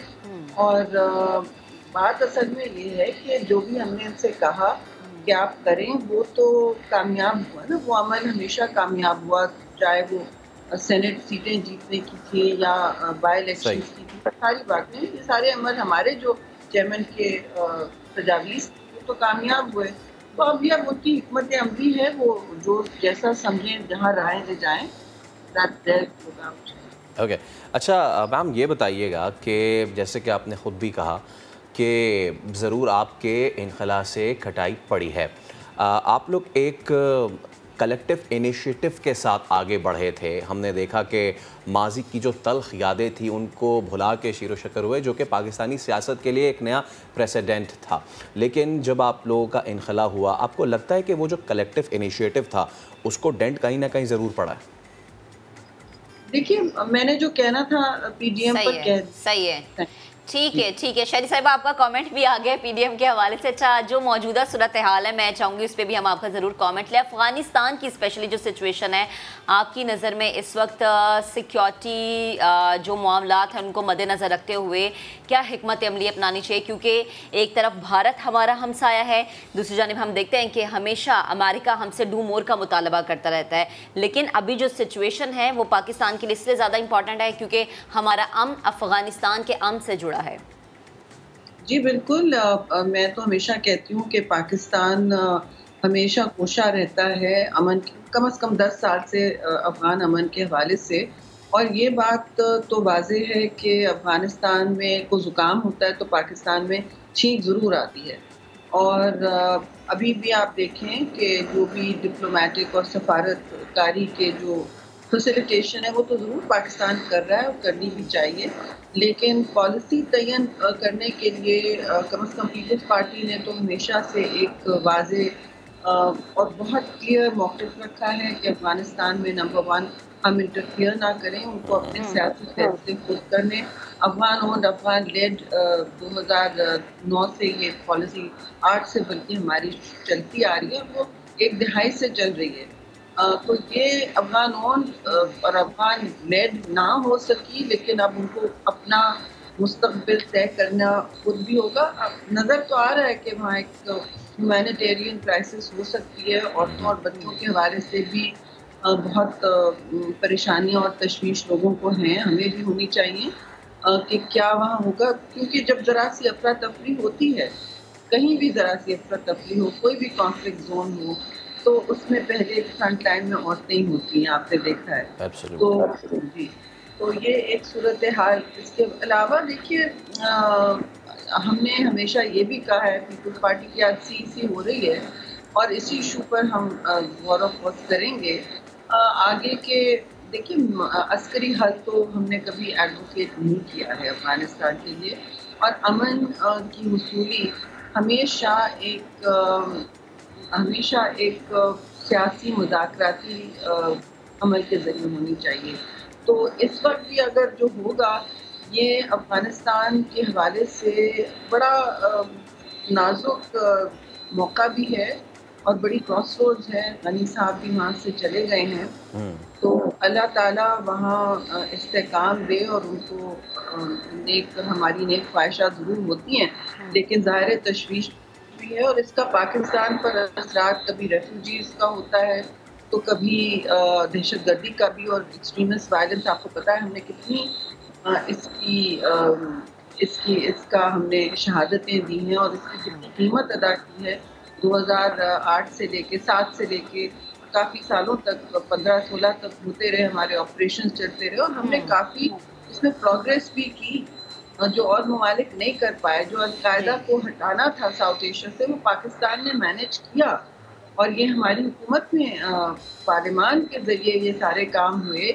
वहाँ करारदादें, जॉइंट सेशंस, कंसेंसस बनाना, शराकतदारी से आगे चला, क्योंकि हर चीज़ सिर्फ अस्करी हल नहीं होता। हार्ट्स एंड माइंड्स, आपके दिलों को, आपके जहन को, आपकी लोगों की दानिश को, शराकतदारी को अपील करनी होती है, लेकिन अभी यहाँ ऐसा नहीं हुआ। देखिए आगे क्या होता है। अच्छा शायरी साहिबा, अब क्योंकि हम अफ़गानिस्तान की बात कर रहे हैं तो let me take this opportunity कि अफ़गान अमन जो है वो पूरे ख़ित्ते के अमन के लिए बड़ा ज़रूरी है। ऐसे में जो तमाम स्टेक होल्डर्स हैं, जो पड़ोसी ममालिक हैं, वो भरपूर अपनी अपनी ज़िम्मेदारी निभा रहे हैं, लेकिन भारत का इसमें आप कैसे रोल देख रही हैं? पहले तो वो रोल कि वो डैम वहाँ हेरात में बना रहा है, चॉपर्स भेज रहा है, उसको अपनी इन्वेस्टमेंट डूबती नज़र आ रही है, तो अब वो अपने मीडिया के थ्रू नेगेटिव प्रोपेगेंडा फैलाने की कोशिश कर रहा है कि ऐसे वक्त में कि जिस वक्त इंटरनेशनल कम्युनिटी का इनखला वहाँ सबसे ज़्यादा ज़रूरी है, ऐसे वक्त में भारत नेगेटिव प्रोपेगेंडा फैला के ख़ित्ते का आमन भी दाव पर लगा रहा है और वहाँ पर मौजूद लोगों की जान भी दाव पर लगा रहा है। जी, अफसोस से मैं कहूँगी, मैंने पिछले हफ्ते से ख़ासतौर से सोशल मीडिया पर बड़ी नेगेटिव और मनफी ट्रेंड्स देखी हैं, और आजकल की दुनिया में, डिजिटल मीडिया की दुनिया में आपने देखा होगा हेडलाइंस के बजाय अब हैशटैग वेपनाइज किया जाता है लोगों के खिलाफ, राइट? और उससे ये लिटरली एक वेपन बन जाता है और इसको इस्तेमाल करते करते पूरे उनको आर्टिफिशियल इंटेलिजेंस इस्तेमाल होती है, डिसइंफॉर्मेशन लैब की तो आपको पूरी मालूमात है सबको, लेकिन भारत का जो इक़्तिसादी किरदार है, उनका एक स्ट्रेटेजिक अलायंस है अमेरिका के साथ बहुत सख्त है, और फिर क्वाड एशिया पैसिफिक रीजन में भी जापान और ऑस्ट्रेलिया और हिंदुस्तान और अमेरिका एक क्वाड्रिलैटरल अलायंस, क्वाड जिसे कहते हैं, बनाए हुए हैं। और उनकी सबसे ज़्यादा परेशानियां चीन और उसके बाद रूस पर भी हैं, और उनकी नज़रें और हदफ भी हैं। तो इसमें पाकिस्तान ज़ाहिर है जिसे कहते हैं ना क्रॉस हेयर्स में अक्सर फंस जाता है। मुझे ये कोशिश ये हो रही है कि हिंदुस्तान की तरफ से, क्योंकि वो चाबहार से भी अब थोड़ा निकल जाएंगे और पाकिस्तान पर सारा मलबा डाला जा रहा है अफगानिस्तान का, कि जो अफगानिस्तान में हुआ। तो अब भी उसमें 20 साल आपने देखा कितनी कुव्वतें काबिज थी वहाँ, 40 से ज़्यादा कंट्रीज वहाँ काबिज थी 20 साल, और सबका बड़ा असर व वसूल था, और अफगान खुद अपने फैसले करने के कायल भी थे, और दोहा में कितनी टॉक्स हुई, ईरान में भी बहुत रहते हैं। तो देखिए ये बातें सब हिंदुस्तान को नजर आ रही हैं, और उनको अपना, मैं नहीं समझती कि हमें शादियाने मनानी चाहिए किसी सिचुएशन पे। वहाँ एक क्राइसिस है और हिंदुस्तान इसको वेपनाइज करने की कोशिश कर रहा है, और वो करते हैं। जी ठीक। अच्छा शहरी साहिबा, सियासत से हटकर अगर हम कुछ बात करें, रिसेंटली आपकी एक बुक भी आई है, हम तक भी पहुंची। सबसे पहले तो बहुत शुक्रिया भिजवाने के लिए। ज़रा कुछ इस बारे में बताएं, जो लोग पढ़ना चाहेंगे इस किताब को, उनके लिए क्या कुछ है इसके अंदर? क्योंकि मैंने जब पढ़ी है तो बड़ा चैप्टर वाइज आपने हर चीज़ को बड़े अच्छे तरीके से बयान किया हुआ था, तो प्लीज़ हमारे नाज़रीन भी जानना चाहेंगे।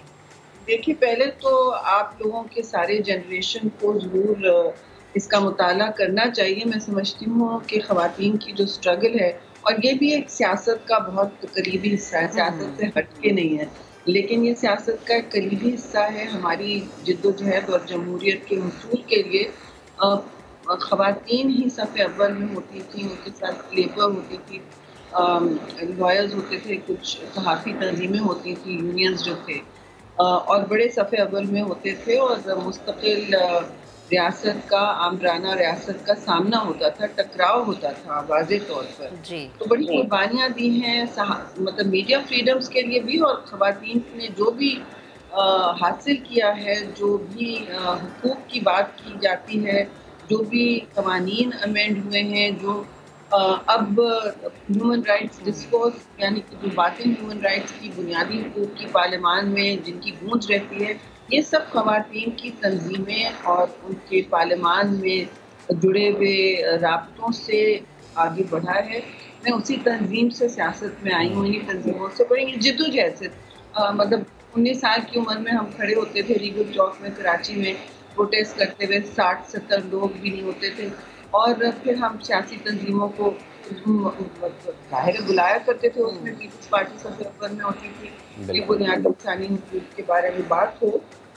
तो ख़वातीन की जद्दोजहद बड़े सालों से जी, 80 की दिहाई से, और अब फिर एक जो नई उभरती हुई आपने औरत मार्च, नई नस्ल की एक्टिविज़म जो देखी है, वो मूवमेंट किस तरह बने, उसके अहदाफ क्या हों, उसकी बदलती नौइयत क्या है, इसके लिए मैंने 22 जो मैं समझती हूँ हीरोज़ हैं, बहुत सारी, ख़ासतौर से मेरी जनरेशन की हिना जिलानी, ज़ोहरा यूसुफ, ये सारी इसमें ख़ाबर मुमताज़ी अपनी कहानी अपनी ज़बानी पहुँच देने का मतलब ये है, कोई और हमें ना समझाए, हम खुद अच्छी तरह अपनी कहानी बयान कर सकते हैं। जी, और अच्छा, आगे के इसमें आपने जो नाम लिए, तो लेट मी कोट, मेरा जो फेवरेट उसमें चैप्टर है वो she is my teacher Zofeen Ibrahim. तो उन्होंने जो लिखा है ना, बड़ा ही अछूता सा है कि जब हम क्लाइमेट चेंज की बात करते हैं तो हमें ग्लोबल वार्मिंग और ये तो नज़र आती है, बट उसका इम्पैक्ट ऑन विमेन बड़ी खूबसूरती से बयान किया है। ख़ास तौर पे उन औरतों की इसमें परेशानी बयान की है जो थर में, दूर दराज इलाकों में जहाँ पानी कम होता जा रहा है, और उनकी जो मुसाफत है ना अपने घर से कुएं, और कुएं से घर तक, वो इस वजह से बढ़ती जा रही है। That's been beautifully put. इसमें वैसे आपका फेवरेट चैप्टर कौन सा है? जी, अगर मैं कह दूं मेरा फेवरेट चैप्टर, क्योंकि बहुत काम किया है इस पे, बहुत लोगों से बहस मुबाहिसे भी रहे हैं, कुछ तो बहुत ही आसान रहे करने, जो ख़ास तौर से थॉट लीडर्स हैं इसमें, और पहला चैप्टर भी फरीदा शहीद का आप तरह से पढ़ें, वो ज़रा डिफाइन करता है सूरत हाल। आयशा खान का भी, ये सबके बहुत, फिर आखिर में रिमल मोइनुद्दीन का है जिस पर मलाला यूसुफज़ई ने भी कमेंट किया है किताब के हवाले से। और मैं बहुत शुक्रगुजार हूँ सबकी कि उन्होंने लग के मेरे साथ बार बार रिव्यू भी किए, गुफीन भी, मैंने उनको खास ये सब्जेक्ट वो लिखती हैं सब्जेक्ट, उन्होंने ये भी फिर उसमें लिखा है कि क्लाइमेट चेंज बहुत ज़रूरी है आगाही के लिए, लेकिन हर कॉन्फ्लिक्ट में, हर क्राइसिस में विमेन के ऊपर असर पहले पड़ता है। और उन्होंने ये भी बताया है बिल्कुल, और ख़वातीन की नुमाइंदगी और ख़वातीन की जो मेहनत है उस पर बात करना बहुत ज़रूरी है। शहरी रहमान साहब हमारे साथ मौजूद थी बेहद देने के लिए, गुफ्तगू करने के लिए। जनाब आगे बढ़ते हैं और दीगर मामलात पे बात करते हैं। हम मुसलसल ख्वाजा सराओं को ख़ुद मुख्तार बनाने की बात करते हैं, हम दिखाते भी हैं आपको कि कैसे मुख्तलिफ शोबे जात जो है ज़िंदगी के, उसमें उनकी खदमात को बरोए कार लाया जाता है। सरकारी दफातर में तैनाती हो या फिर तालीमी मैदान में उनका नाम बनाने की कोशिशें, ख्वाजा सरा हमें आगे आगे नजर आते हैं। बहुत ही पॉजिटिव ये इमेज है। लोधरा के एक प्रोजेक्ट से मुतालिक आज हम आपको शो में बताएंगे। इस प्रोजेक्ट के ज़रिए ख्वाजा सराओं को अच्छा रोज़गार फराहम किया जा रहा है। निजी इदारे के ज़ेर एहतमाम लोधरा पायलट प्रोजेक्ट ने ख्वाजा सराओं को शहद की मक्खियाँ पालने और उनसे शहद इकट्ठा करने की ट्रेनिंग दी है। और आप मनाजिर भी देख सकते हैं, माहाना अब वो हज़ारों रुपए इसमें कमा भी सकते हैं। इस पे बात करने के लिए हमें ज्वाइन किया है CEO Lodhra pilot project doctor Mohammad Abdul Sabur, और गोशी हमारे साथ मौजूद हैं। तो सबसे पहले जी आप दोनों का शुक्रिया। सबूर साहब, आपसे हम आगाज़ करते हैं, क्या कॉन्सेप्ट, क्या आइडिया था इस प्रोजेक्ट के पीछे?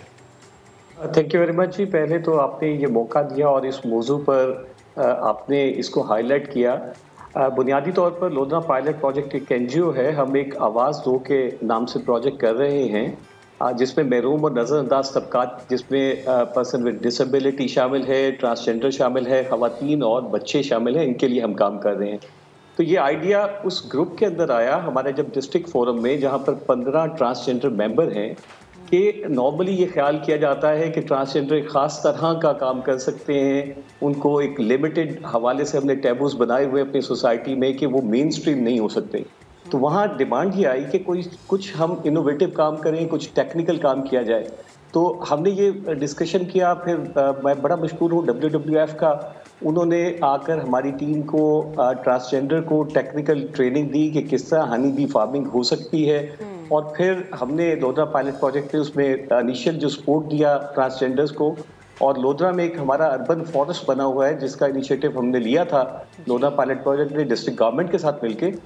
ये ट्रांसजेंडर्स वहाँ पर हनी बी फार्मिंग कर रहे हैं। और जिस तरह आपने बताया कि हमारा यहाँ 5 ट्रांसजेंडर का ग्रुप है, और ये बहुत ही इनोवेटिव आइडिया है कि ये अपनी अर्निंग इसके जरिए कमा रहे होंगे। सही सर, ये भी समझाएगा कि ये जो प्रोजेक्ट है सिर्फ लोधरा तक महदूद है या फिर हम देखें कि दीगर शहरों में भी इसे शुरू किया गया है? बहुत शुक्रिया जी। देखिए, पहली बात यह है कि ये जैसे लोधरा पायलट प्रोजेक्ट है, हम लोधरा में छोटे छोटे पायलट्स करते हैं। ये एक तरह का पायलट प्रोजेक्ट है, और अगर ये सक्सेसफुल हुआ तो हम इसको बहुत एक्सपेंड करेंगे, पहले सदर्न पंजाब में और फिर पूरे पंजाब और पाकिस्तान में। हम एक्सपेक्ट कर रहे हैं कि अगले 20-25 दिन के अंदर इसका रिजल्ट आना शुरू हो जाएगा, क्योंकि अभी ये कोई महीना इसका तकरीबन हुआ है मैं शुरू किए हुए। तो 20-25 दिन के बाद इसके रिजल्ट्स आएंगे, फिर हम उस एवेलुएशन की रोशनी में इसको एक्सपेंड करेंगे। ठीक है, सही। और आई थिंक हमारे साथ शायद गोशी भी मौजूद है, फैसल, उनसे भी हम गुफ्तगू करते हैं और उनसे भी हम जानते हैं। थैंक यू सो मच गोशी, वक्त देने के लिए, वक्त निकालने के लिए। मुझे ये बताएं कि शहद की मक्खियों की अफजाइश और फिर शहद निकालना, ये तो बहुत मुश्किल काम है। मतलब आप तो एक मक्खी को देख के डर जाते हैं, यहाँ पे इतनी मक्खियाँ होती हैं, डर नहीं लगता आपको? नहीं मैम, बिल्कुल डर नहीं लगता। ये LPG वालों ने हमें 2 दिन की ट्रेनिंग दी है, और 2 दिन की ट्रेनिंग दी। अब ये मक्खियाँ हमारी दोस्त बन चुकी हैं, क्योंकि ये दूसरी मक्खियाँ होती हैं 4 किस्म की। ठीक है, ये वो मक्खियाँ हैं जो दोस्ताना मक्खियाँ होती है, यूरोपीय मक्खी है, कि इनसे अगर दोस्ती हो जाए तो ये कुछ नहीं कहते। तो आपकी मक्खियों से दोस्ती हो चुकी है? जी, दोस्ती के साथ साथ इनके हिफाजती गैजेट्स भी हमने मुहैया किए हुए हैं, जिसमें जाली वाली कैप है और दस्ताने हैं, उनके एप्रन हैं, तो सेफ्टी किट्स भी अवेलेबल हैं। सही है। अच्छा गोशी, ये हम आपसे ज़रूर जानना चाहेंगे कि जो ख्वाजा सरा कम्युनिटी की ज़िंदगी जो है वो इतनी आसान नहीं होती है, रिज़्क़ हलाल कमाना, कितनी अच्छी बात समझते हैं आप इसको?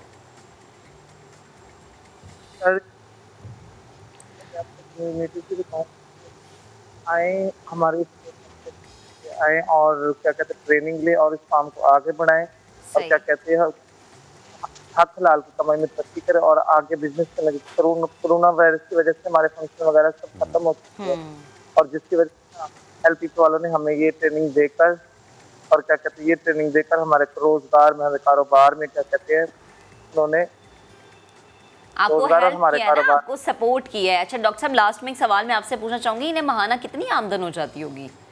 देखिए हमारा ख्याल है कि जो पहली प्रोडक्शन जब आ जाएगी तो एक बॉक्स से तकरीबन 10 kg के करीब शहद मिल जाएगा को 1.5 से 2 महीने में, और तकरीबन 2000 रुपया शहद का पर किलो रेट है, तो तकरीबन 20,000 के करीब हम एक्सपेक्ट कर रहे हैं कि इनकी 2 महीने में आमदन होगी। और देखिए जैसे आपने बात की, हम समझते हैं कि ये इस तरह के इनोवेटिव प्रोजेक्ट्स इसलिए करने ज़रूरी हैं कि एक तो कॉन्फिडेंस बिल्ट होता है कि ख्वाजा सरा हर तरह का काम कर सकते हैं, और दूसरा और NGOs को भी और गवर्नमेंट को भी आगे बढ़ना चाहिए कि इस तरह की अच्छी बात ये है कि इससे पाकिस्तान का पॉजिटिव इमेज बनने जाता है। बहुत शुक्रिया डॉक्टर अब्दुल सबूर साहब आपका, और गोशी आपका भी। उम्मीद यही करते हैं कि इसके मस्बत जो सरगर्मियाँ हैं उनमें माशरे के मुख्तलिफ जो लोगों को इन्वॉल्व किया जाएगा और उन्हें एक बेहतरीन रोजगार का जरिया फराहम करना, ये सबसे बड़ी जिम्मेदारी होती है। तो जनाब आज का प्रोग्राम अपने अख्ताम को पहुंचा, कल आपसे इंशाल्लाह फिर से मुलाकात करेंगे। अपना बहुत सा ख्याल रखिएगा। अल्लाह हाफ़िज़।